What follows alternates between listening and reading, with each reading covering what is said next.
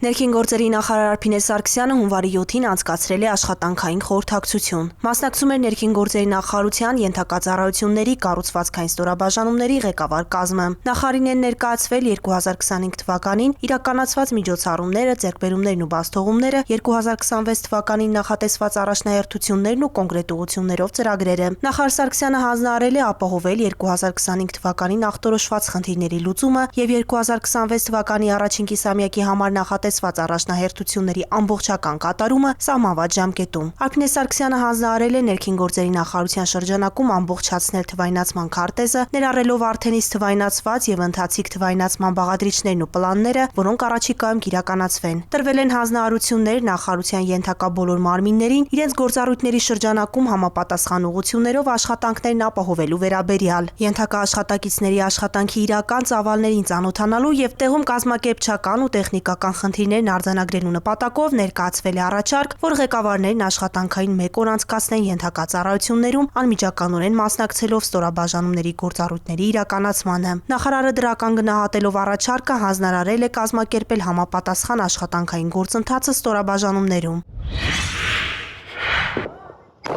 Հունվարի 5-ին սոցիալական ցանցում տեսանյութ էր շրջանառվել, որտեղ մի երիտասարդ ինքնաձիգից օդ կրակոցներ է արձակում։ Քրեական ոստիկանության Արարատի մարզային վարչության ծառայողները ձեռնարկած օպերատիվ հետախուզական միջոցառումների արդյունքում պարզել են երիտասարդի ինքնությունը։ Պարզվել է, որ Վեդի քաղաքի բնակիչ 19-ամյա երիտասարդը դեկտեմբերի 31-ին ժամը 23:30-ի սահմաններում իր պապի Վեդիի Արցախի փողոցում գտնվող տամբակում նրա անվամբ հաշվառված Սայգա տեսակի ինքնաձիգից օդ կրակոցներ է արձակել։ Երիտասարդը ձերբակալվել եւ տեղափոխվել է քրեական ոստիկանության Արարատի մարզային վարչություն։ Կազմված փաստաթղթերն ուղարկվել են նախաքննական մարմին։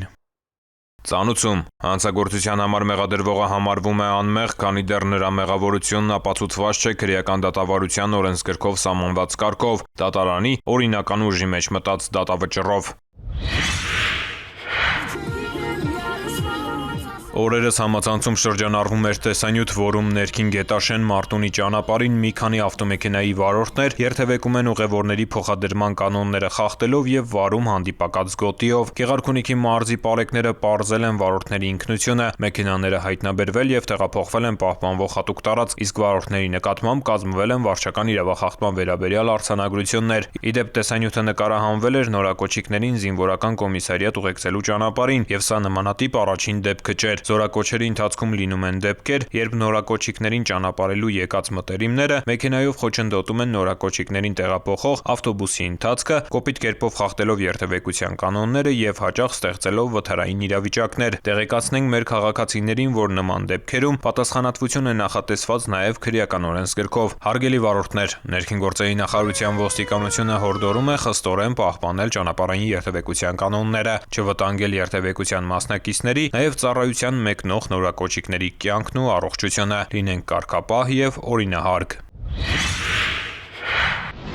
Հունվարի 5-ից 12-ը մայրաքաղաքում իրականացված ծառայության ընթացքում Երևանի պարեկները հայտնաբերել են ճանապարհային երթևեկության կանոնների 4241 խախտում, պահպանվող հատուկ տարածք տեղափոխելով 112 ավտոմեքենա։ Մասնավորապես հայտնաբերվել է ոչ ստապ 227 վարորդ, առանց վարորդական իրավունքի վկայականի 245, կեղծ վարորդական վկայականով երթևեկող 1 անձ։ Հայտնաբերվել է հաշվառման համարնիշի հետ կապված 60, չամրակապված վարելու 476, առանց մանկական նստատեղի քարսիթի 12, վարելու ընթացքում ծխելու 469, բարելիս հեռախոսից օգտվելու 298, հետիոտնի որ սահմանված վայրով անցնելու 19 եւ 1552 այլ իրավախախտում, 166 ավտոմեքենա շահագործվել է առանց ապա պայմանագրի, 233-ը տեխնիկական զննություն չանցած, 95-ը լուսարձակների անսարքությամբ, 69-ը թաղանթապատված դիմապակիով եւ կողային ապակիներով, 198-ը առանց զմեռային անվադողերի, 1 վարորդ ուղղանվել է վարելիս նվագարկչի ստանդարտին չհամապատասխանող լրացուցիչ ուժեղացուցիչներ օգտագործելու համար։ Բացի այդ, տարբեր կասկածանքներով ձերբակալվել ու համայնքային ոստիկանության բաժիններ է տարվել 63 անձ։ Նույն ժամանակահատվածում մարզերում պարեկները հայտնաբերել են ճանապարհային երթևեկության կանոնների 11373 խախտում, պահպանվող հատուկ տարածքներ տեղափոխելով 233 տրանսպորտային միջոց։ Հայտնաբերվել է ոչ ստապ 211 վարորդ, առանց վարորդական իրավունքի վկայականի 343, կեղծ վարորդական վկայականով երթևեկող 9 անձ։ Հայտնաբերվել է նաև հաշվառման համարանիշի հետ կապված 72, չամրակապված վարելու 2588, առանց մանկական նստատեղի Car City 112, բարելու ընթացքում ծխելու 369, բարելիս հեռախոսից օգտվելու 415, հետիոտնի որ սահմանված վայրով անցնելու 22, արագության գերազանցման 1220 եւ 3484 այլ իրավախախտում։ 341 ավտոմեքենա շահագործվել է առանց ապա պայմանագրի, 1172-ը տեխնիկական զննություն չանցած, 708-ը լուսարձակների անսարքությամբ, այդ թվում 12 բեռնատար, 132-ը թաղանթապատված դիմապակիով եւ կողային ապակիներով, 637-ը առանց զմեռային անվադողերի, 30 վարորդուգանվել է վարելիս նվագարկչի ստանդարտին չհամապատասխանող լրացուցիչ ուժեղացուցիչներ օգտագործելու համար։ Բացի այդ, տարբեր կասկածանքներով ձերբակալվել ու համայնքային ոստիկանության տարածքային բաժիններ է տարվել 54 անձ։ Խնդրեմ, ծանոթացեք, ստորագրեք։ Իսկ ես կարող եմ բարեկ դառնալ։ Երևի։ Իսկ տարիքային սահմանափակում կա։ 18 տարեկանից սկսած։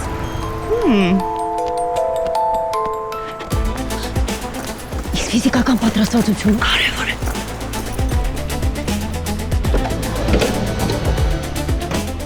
Իսկ վարորդական իրավունքը պարտադիր է։ Պարտադիր է։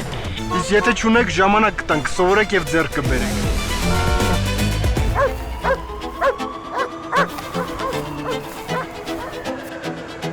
Իսկ քաղաքացիությունը պարտադիր է։ Պարտադիր է։ Վստահիր քեզ, միացիր մեզ։ Իսկ ես կարող եմ բարեկ դառնալ։ Երևի։ Հայաստանի Հանրապետության ներքին գործերի նախարարությունը հայտարարում է բարեկային ծառայության ընդունելություն։ Կառավարությունն իրազեկում է։ Կասկածելի անձանց եւ կազմակերպությունների միջոցով մի ստացեք եւ մի փոխանցեք դրամական միջոցներ։ Հարգելի քաղաքացիներ, ներքին գործերի նախարարության ոստիկանությունը հորդորում է դրսևորել առավելագույն զգոնություն, երբ անծանոթ անձին հորդորում կամ խնդրում են իրականացնել դրամական միջոցների ընդունում եւ փոխանցում։ Ձեռնպահ մնացեք կասկածելի գործունեություն իրականացնող հիմնադրամների կամ կառույցների միջոցով դրամական որևէ փոխանցում ընդունելուց կամ կատարելուց։ Այդպիսի փոխանցումների հետևանքով կարող եք ոչ միայն ֆինանսական կորուստներ ունենալ, այլև ձեր կամքից անկախ դառնալ հանցավոր շղթայի մի մասը։ Եղեք զգոն եւ չեք դառնա զեղծարարության զոհ։